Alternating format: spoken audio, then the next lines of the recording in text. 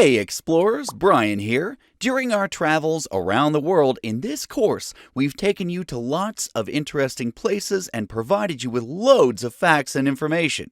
But today is a special day as we geographers also become historians. Today, we take you to the birthplace of civilization in Central and Southwest Asia.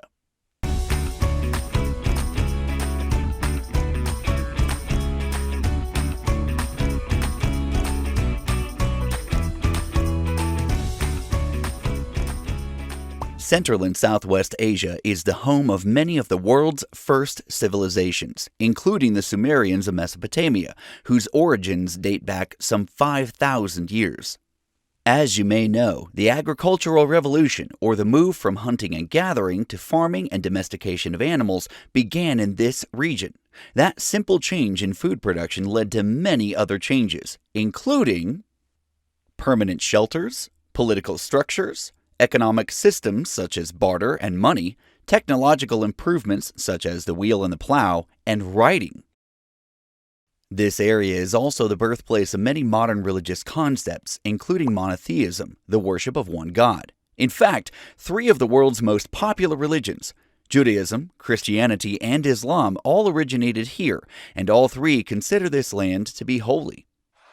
Those divergent beliefs have created conflict at times, including the Crusades, a 200-year series of religious wars fought between Muslims and Christians for control of the Holy Land. Even modern history is filled with debates about ownership of and access to the Holy Land. Islamic followers control most of the region today, but Israel, a Jewish nation-state, maintains independent autonomy amidst its Muslim neighbors, despite ongoing border disputes with Palestinian Arabs. To say that religion plays a large role in the region's culture is an understatement. Religion is a dominant cultural feature of Central and Southwest Asia. And just as Israeli Jews and their Muslim neighbors have had conflict for decades, the two primary denominations of Islam, the Sunni and the Shia, are sometimes at odds with one another. Those conflicting religious ideals have often led to political unrest and bloody disputes. Some Muslim nations support democracy, and others employ authoritarian Islamic rule. For example, in 1979, Iran experienced a revolution which led to the creation of an Islamic theocratic republic, controlled by a supreme leader with laws based on the Quran, the Islamic scripture. Like many nations in Central and Southwest Asia, Iran ranks low in terms of human rights and democracy, but more on that soon. The strong connection between religion and government has long been a part of this region. In the 8th century, Arabic-speaking tribes of the area formed an Islamic empire. In the 13th century, the Ottoman Empire rose to power, spread its influence across 3 continents, and remained a world force into the 20th century. After the Ottomans and their German allies were defeated in World War I, the Ottoman Empire was divided into sections called protectorates, which evolved into independent nations such as Turkey, Lebanon, Syria, and Iraq. Which brings us to today. In this lesson, our objective is to introduce you to these regions, Central and Southwest Asia, and the modern nations within each. We also want to identify the primary physical characteristics of each region and provide an overview of their climates. Let's begin where Europe ends, shall we? As you learned previously, there is no definitive border between Asia and Europe, especially here in Southwest Asia, which is often called the Middle East. Turkey, an applicant for membership in the EU but culturally connected to this region, is a good place to begin. From there, we will divide Southwest Asia into 2 subregions, the Fertile Crescent and Mediterranean region, and the Arabian Peninsula. South of Turkey and the Fertile Crescent are the nations of Syria and Iraq. The island nation of Cyprus lies to the west in the Mediterranean Sea, while along its coast are the small countries of Lebanon and Israel, along with the disputed land of Palestine. Moving eastward, from there you'll find Jordan and Iran, the largest nation of the region. In addition to the Mediterranean, the Fertile Crescent is bordered by Egypt and the Sinai Peninsula to the southwest, and the Caucasus Mountains to the northwest. Notable rivers include the Tigris and Euphrates, the famed rivers that helped shape Mesopotamia and which helped provide the region's name. The Fertile Crescent, as expected, features a mostly warm desert climate. The primary exception is along the coast, where the warm climate matches the sparkling water and Mediterranean name. Iran is the other exception.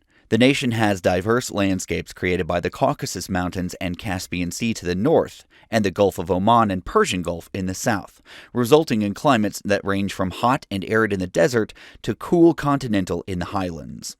South of the Fertile Crescent is the Arabian Peninsula, much of it taken up by the country of Saudi Arabia. Bordering Saudi to the northeast is Kuwait, and the small island country of Bahrain lies in the Persian Gulf to the east. Rounding out the region is Qatar, also to the east, while the United Arab Emirates, Oman, and Yemen can be found in the south. The peninsula is dominated by the Arabian Desert, which, along with the Sahara in North Africa, creates a large swath of arid land across the two continents. The Red Sea lies to the west of the peninsula, the Persian Gulf to the east, and the Indian Ocean to the south. Like the Fertile Crescent, the climate of the Arabian Peninsula is hot and arid desert, with exceptions only near the coast. As Southwest Asia is defined by its desert, Central Asia is largely noted for its mountains. The Pamir and Tian Shan ranges are merely northern cousins of the more formidable Himalayas to the south. Central Asia is also marked by the Caspian Sea, the world's largest inland body of water in the northwest, while the Aral Sea, located in the northern part of the region, was once huge, but has largely dried up since 1960 due to over-irrigation. Central Asia includes Kazakhstan, its largest nation, which shares a lengthy border with Russia. South of Kazakhstan and moving to the east from the Caspian Sea, you'll find Turkmenistan, Uzbekistan, Tajikistan, and Kyrgyzstan, located on China's western border. South of the region are Iran and Afghanistan. The region's western nations, Uzbekistan and Turkmenistan, are closer to the Caspian Sea, less mountainous, and have arid, cold desert climates.